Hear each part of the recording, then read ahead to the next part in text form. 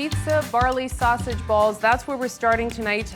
Jessica Penner here from Manitoba Crop Alliance. Now, it's like taking all of those incredible pizza flavors and compacting them, condensing them into these nice little bite-sized pieces. So how do we get started?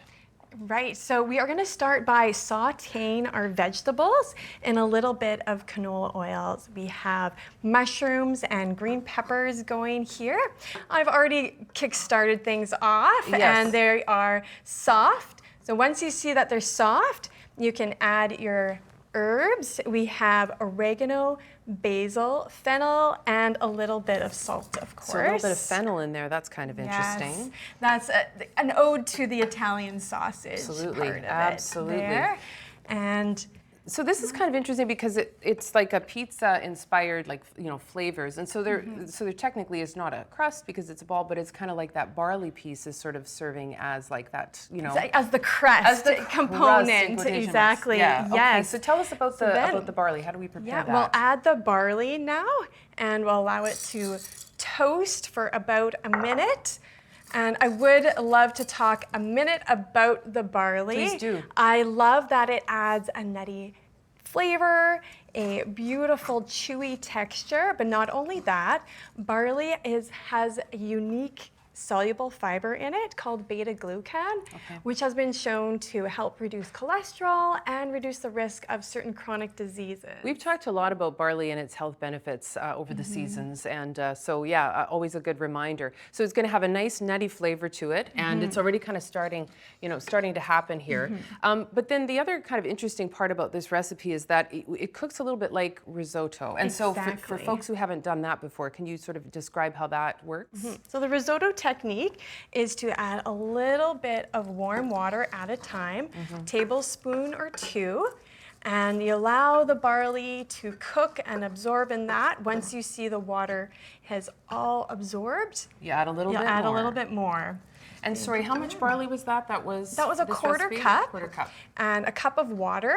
Okay. And you'll know that it's done when it's cooked al dente, just like pasta. Okay. So you may need the full cup, you may need a little more, so you can taste it as you go to see if it's ready. You don't test it like you would pasta by throwing it at the wall to see if it sticks. You don't do that. Not for you the probably risotto, don't do that with pasta either, but anyway, just something I heard once. Okay, so that is kind of going to be, here, finally we've got some simmering action here, but you've kind of got something prepared already, correct? Yes, so once it is cooked al dente, we're going to put it in another bowl and cool it in the fridge for at least half an hour. This is important because? Because if you try to add the hot ingredients to the cool ingredients, it's not going to melt apart. Yeah, all right. So how about I give this a stir, and if you want to go and grab what you've already got going there. Yeah, and it's it really is such, it's such a unique aroma. Beautiful. Okay, so that's what it looks like. So this is what it looks like when it's cooked. And then we'll just simply add that to our mixing bowl. And there's no particular order to this. Okay. We're gonna add our egg. Countryside Farms free-run Vita eggs. These are the creme de la creme of eggs, and another great locally produced ingredient. All right. So the eggs and also the ground flaxseed are going to act as our binding ingredients. That just means it helps to keep those meatballs stuck together. And again, super healthy. Like, all of these ingredients are just so good for you, right? Exactly. It doesn't hurt that it adds a little bit of extra fiber and omega-3 fatty acids. Why not? And here we have the Italian sausage.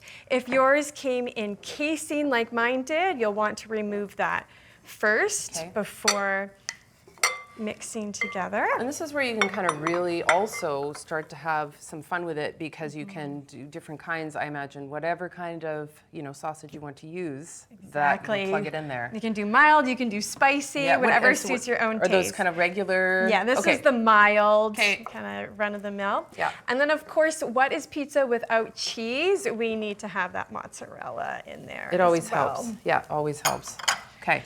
And then you'll simply mix it all together. If you're the type that likes to get in there with your hands, you are welcome to do that as well.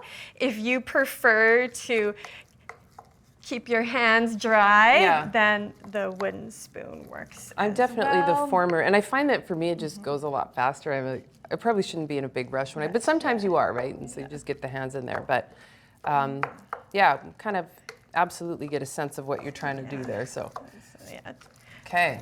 does take a bit to mix it all Get your together. little arm workout there. Working the shoulders. Okay. And then once you have it, mostly, you would keep mixing it until sure. it's well blended. Yeah. That makes sense. And However, what do we do now?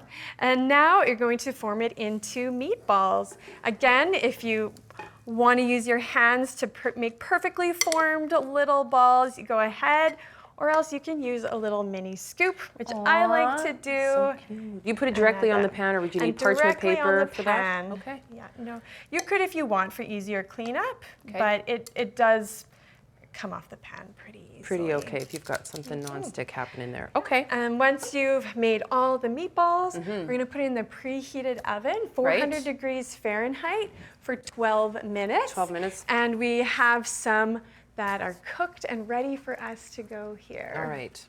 Let's have a look. See?